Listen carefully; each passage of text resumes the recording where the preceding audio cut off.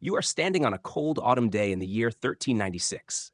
A somber air hangs over Westminster Palace, but inside, a solemn event is unfolding, an event laced with an eerie, haunting air. A royal wedding. But this is no fairy tale of love and happiness. In the middle of a grand ceremonial hall, you see a broad shouldered king, nearly 30 years old, with hawk like eyes and a presence that radiates power with every step. This is King Richard II of England. But then your gaze falls on the bride, and what you see is shocking, almost surreal. Standing beside the mighty king is not a grown noblewoman, but a child. Her dark hair is braided and weighed down with pearls atop her tiny head, and her innocent eyes dart around the room, unsure and searching. Her hand, so small it nearly disappears inside Richard's gloved palm. That child is only 6 years old. This is not a dream. This is historical reality. Her name is Isabella of Valois, a French princess sent to England to become its queen. Clueless to the true meaning of marriage or monarchy, she was thrust into a historical union, a cold agreement between two royal houses, upon which the fate of nations rested. The life of Isabella of Valois is a tragic epic, steeped in sacrifice and the ruthless calculations of power. In the harsh world of medieval Europe, where human lives were disposable and political alliances were often sealed with the futures of children, Isabella's story stands out with heartbreaking clarity. Today, we are not simply recounting the biography of a queen.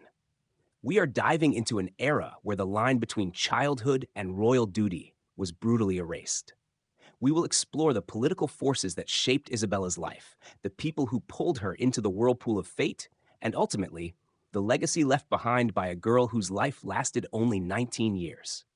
Let us draw back the curtain of history and listen to the story of Isabella of Valois, the princess fate toyed with, who became Queen of England as a child, and whose tragic destiny remains a timeless reminder of the cruelty of power. But how could a 6-year-old girl be thrust into a marriage of such historic weight? To understand, we must go back to Isabella's early years in her homeland, the Kingdom of France, where she was born on November 9, 1389.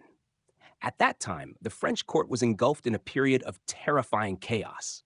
Isabella's father, King Charles VI, was far from an ordinary monarch.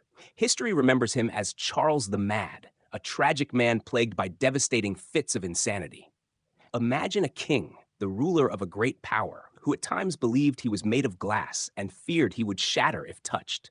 There were moments when he forgot who he was, unable to recognize his own wife, children, or even his most loyal advisors.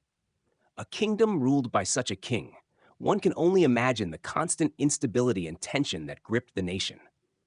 Beside Charles VI stood Queen Isabeau of Bavaria, Isabella's mother.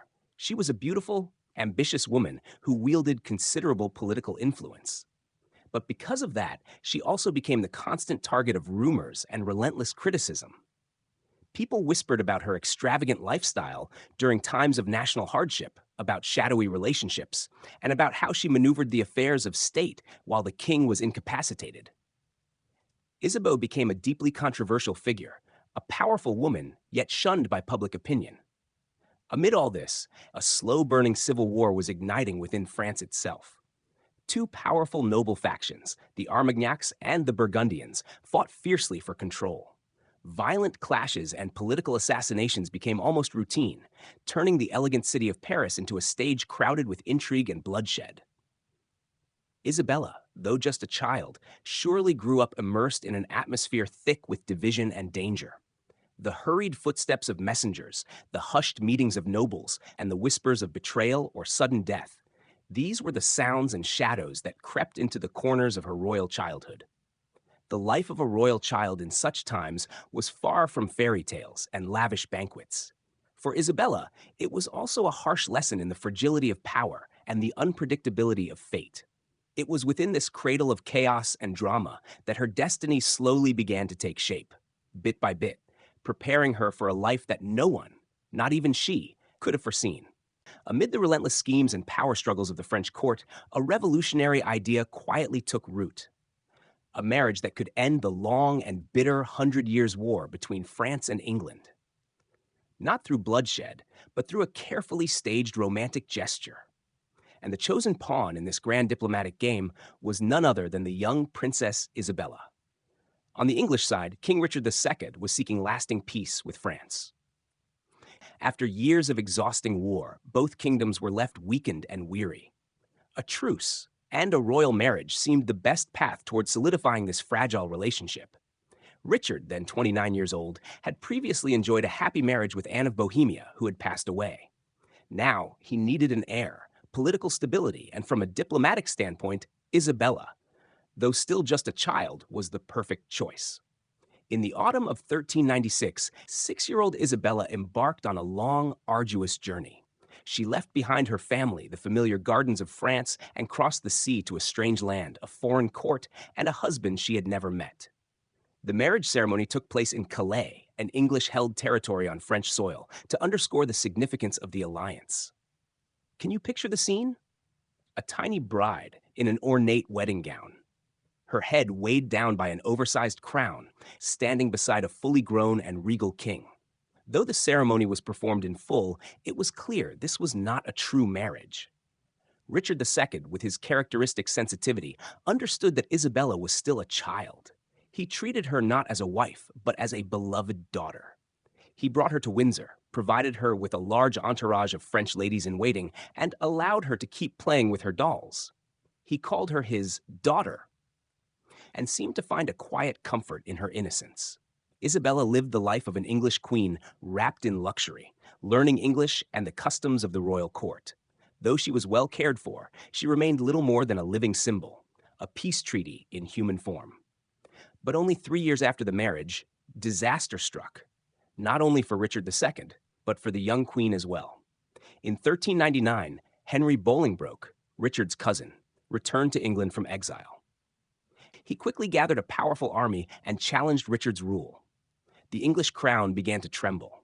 In a dramatic turn of events, Richard II was captured, deposed, and imprisoned. A dark new chapter began for England, dragging with it the fate of the little queen, now left a widow in a foreign land. A political storm had swept through England, toppling the throne of Richard II and thrusting young Isabella into a situation more precarious than anyone could have imagined. In just a matter of months, she went from being a cherished queen, albeit a child, to a widow, a political hostage, trapped in the land of her husband's enemies. Imagine being Isabella in that moment. She was only 10 years old. She had grown used to the gentle care and respectful treatment from Richard, a man far older, but who treated her more like a daughter than a wife. Now he was gone. The whispers in the corridors, the anxious faces of the French attendants surrounding her, and the haunting absence of the king she had once called a friend, it must have been an overwhelming psychological blow for a child.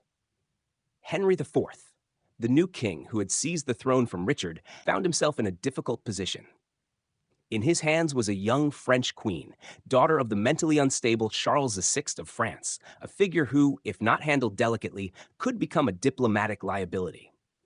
Though technically a prisoner, Isabella was not treated cruelly. Henry IV ordered that she be kept under strict supervision, but also ensured she lived comfortably in castles like Windsor and Havering. What's remarkable is that, despite her youth, Isabella showed an extraordinary strength of will and loyalty. When Henry IV, seeking to consolidate power, proposed that she marry his son, Prince Henry, the future Henry IV, Isabella firmly refused. No, she must have thought, or at least acted as though she did. I am the wife of Richard II. I will not marry the son of the man who stole his throne and may have had a hand in his death. It was a bold stance for a 10-year-old, a public rejection of the new king's authority, a powerful display of loyalty to her late husband, and a deeply felt mourning for his fate. Isabella's resolve proved to be a thorn in Henry IV's side. The French court repeatedly demanded the return of their princess. Lengthy, complex negotiations, layered with diplomatic maneuvering, were finally successful. In 1401, after 2 years of unofficial captivity in England, Isabella was allowed to return home. She had survived a dark chapter of her life, bearing the invisible scars of a stolen childhood and a tragically brief reign as queen. She returned to France not as a queen, but as a widow who had endured more than most could ever imagine at her age. After an emotional journey across the sea, Isabella of Valois finally set foot on French soil once more in the year 1401. She was no longer the innocent child bride she once had been. Now, at the age of 11, she was a young widow who had witnessed the collapse of a royal dynasty and the death of her husband, a man who had treated her with nothing but kindness. The feeling of being reunited with her family, her homeland, after so much upheaval must have been an immense relief. She was welcomed not as a failed queen, but as a princess who had weathered many storms, a victim of the Game of Thrones. Yet, Isabella's story did not end there. In the 15th century, royal princesses rarely had the privilege of choosing their own destinies, especially when they were still considered valuable political assets. Despite the tragic marriage she had endured, she remained a prized piece on the political chessboard in the hands of her parents. The French court, still entangled in internal conflicts and power struggles between the Armagnacs and the Burgundians, was in desperate need of strengthening internal alliances. And so, in 1406, at the age of 16, Isabella was married off once again. This time, her groom was Charles, Duke of Orléans, her cousin, only 11 years old. Once again, she married a child. But this time, he was of her own lineage, someone who would later become one of France's greatest poets. The marriage was arranged to mend the fractures within the royal family, a political move aimed at bringing stability to a country deeply divided. For Isabella, it may have felt like a chance at a quieter life, far from the harsh political turbulence she had endured in England. She may have begun to see a future she could shape for herself, a real family with a husband, young as he was, who belonged to her own world. Perhaps she dreamed of children, of a simpler life, far from the burdens of the crown. She and Charles shared a harmonious relationship that gradually deepened as they grew older together. These years may have been the rare moments of peace and hope in Isabella's life. She became pregnant, a sign of stability and the continuation of her lineage. But fate, it seemed, would not allow Isabella to enjoy happiness for long. Life finally smiled upon Isabella when she was allowed to return to her homeland and marry Charles of Orleans. She had found a sense of peace, a home, and hope for a brighter future. The joyful news of her pregnancy must have brought boundless happiness to both her and her family. Perhaps this would be the beginning of a new chapter, a more fulfilling life, far removed from the political storms of her past. But fate, once again, struck a cruel blow. On September 13th, 1409, at the age of 19, Isabella of Valois died during childbirth. The baby, a daughter named Joan, survived, but the price was the life of her young mother, a heartbreaking tragedy that ended the life of a young woman who had already endured far too many sorrows since childhood.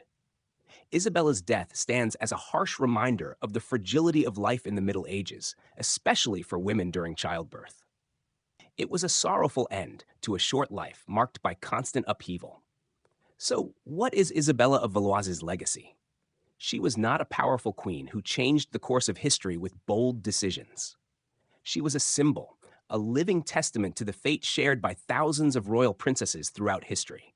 Her life is a quiet story of how women, particularly those of noble birth, were often used as pawns in the political games of empires.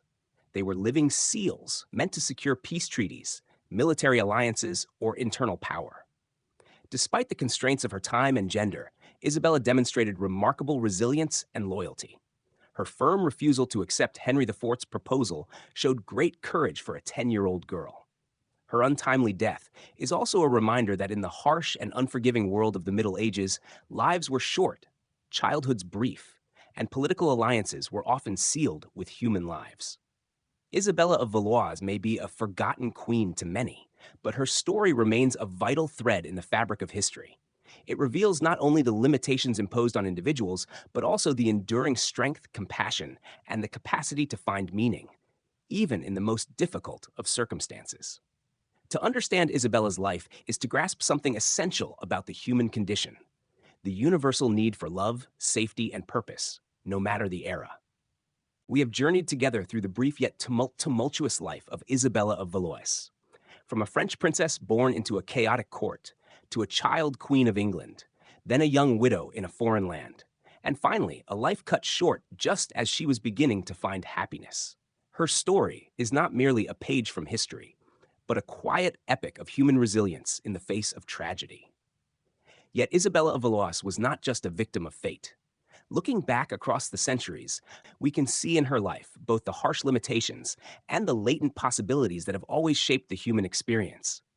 She was bound by the expectations of her time and gender, yet still found a way to assert her will, even if only through a bold refusal to marry the new king. Her story, ultimately, is one of recovery, of intellect, and of the refusal to accept that personal happiness and political duty must be mutually exclusive. The medieval world in which Isabella lived was so harsh and unforgiving that it stretches the limits of our imagination. Life was short, childhood even shorter, and political alliances were often sealed with human lives. Marriages like Isabella's were not exceptions, they were the rule. And yet, within those constraints, people like Isabella still found ways to create beauty, to show kindness, and to forge relationships that gave meaning to their existence. Isabella's legacy is not that of a victim, but of someone who overcame circumstances that might have crushed a weaker spirit.